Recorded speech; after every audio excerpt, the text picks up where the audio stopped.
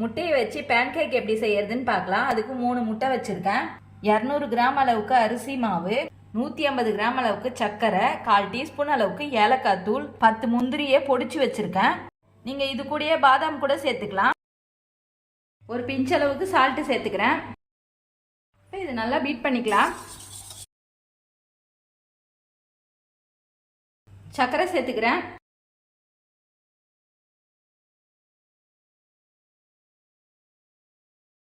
ஏலக்காய் தூள் சேர்த்துக்கிறேன். அரிசி மாவு சேர்த்துக்கிறேன்.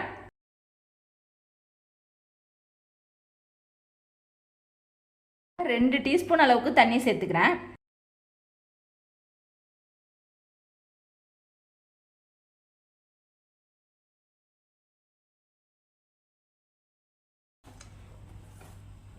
இந்த அளவுக்கு தோசை மாவு பதத்துக்கு கலந்து வச்சுக்கோங்க.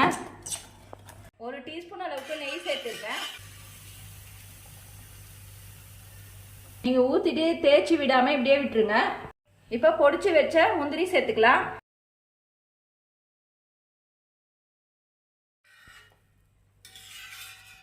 சிம்மிலே 5 நிமிஷம் வெந்த பிறகு திருப்பி போட்டுக்கலாம்.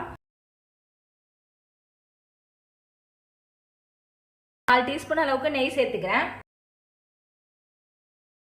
இப்போ எடுத்துடலாம்.